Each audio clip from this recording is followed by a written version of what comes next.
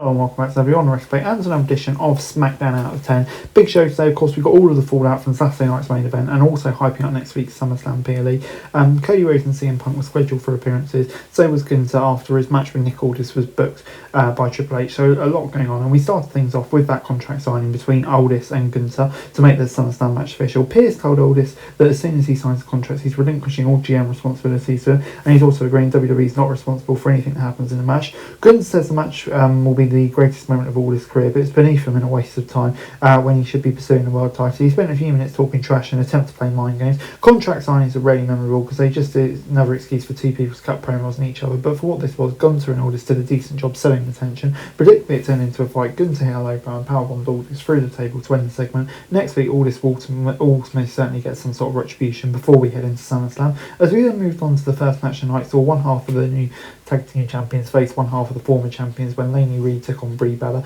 They got the fight started before the bell, but once the match officially started, Bella had the upper hand at first. It didn't take long for Reid to recover and take control. This might not have been the most technically sound match, but they did a good job making it feel like a hard-fought contest. Bella and Reid both portrayed a lot of aggression. It's too bad that the commercial break took a lot of time into it. Brie got the win, but the rest of Fatal Influence attacked as soon as it was over, and Nikki Bella made a surprise return, which is great to see, set up a 6-woman tag for SummerSlam. I'll give it a 5 out of 10.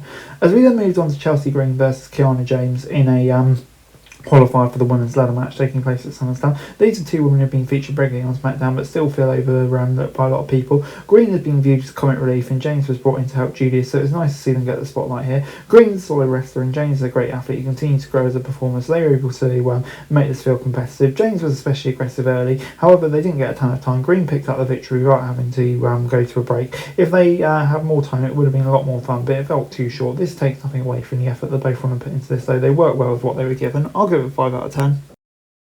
A quick recap of Punk and Rhodes win at SNME, their Zen show, and it would also introduce a fallout from an appearance at Fanatics Fest. Punk showed a distrust towards Rhodes due to him saying he owed Punk for hitting him in the face to win the title by accident. Punk said he didn't want the titles to come between their friendship, but that seems to be a lost cause. Rhodes admitting he respects Punk but doesn't like him. These are two guys who are known for being great at promos and building feuds, so even if the reason behind their animosity was thin, it was still an easy segment to watch. Using their shared history was a nice touch, but not being able to mention AEW meant some of the references had to be a bit subtle, I guess. As we then moved on to Charlotte Flair versus Nia Jax. After Flair cost Jax in her qualifying match last week, they were booked in another qualifier, so Jax had a fair shot. Jax was upset after what happened last week, so he went right after Flair. She had control for a few minutes, but the Queen didn't take long to start him back.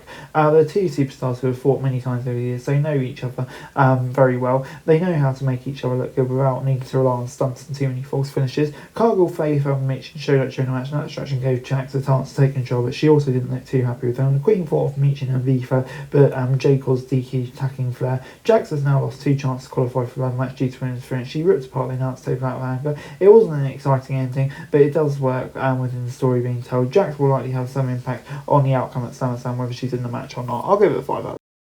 We then got Royce Keys, Damian Priest, Finn Balor and Trick Williams in the main event fatal 4-way to see who would face Sami Zayn at SummerSlam in a number one contenders match for the world title.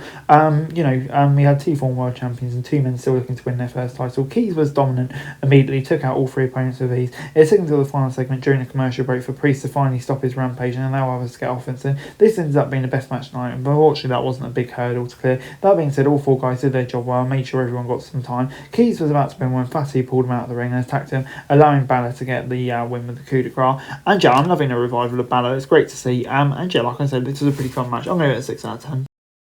Overall, SmackDown this week gets a 4 out of 10 from me. We're going to get to the good stuff out of the way first. WWE clearly heard the complaints about no women's matches because that was 75% of this week's show. That being said, this episode as a whole was very weak, and that falls slowly on the way it was booked, not the ton he performed. None of the match or segments were terrible, but the way the show was structured left a lot to be desired. Not only did a 2-hour show have far less than an hour of in-ring action, but the main event had 2 breaks in the span of 10 minutes. We understand WWE's a business and needs ads, but it does feel excessive at the moment. If WWE doesn't start making in-ring action the biggest highlight of the show, then fans will probably start to look elsewhere, understandably. So yeah, not great. So that's it for this video. Thanks very much for watching. Remember to like, share, subscribe, follow us on our socials, link in the description below for daily wrestling news, meme and content. Subscribe to our other channels on screen right now, that'd be greatly appreciated. Thanks very much for watching. Peace out.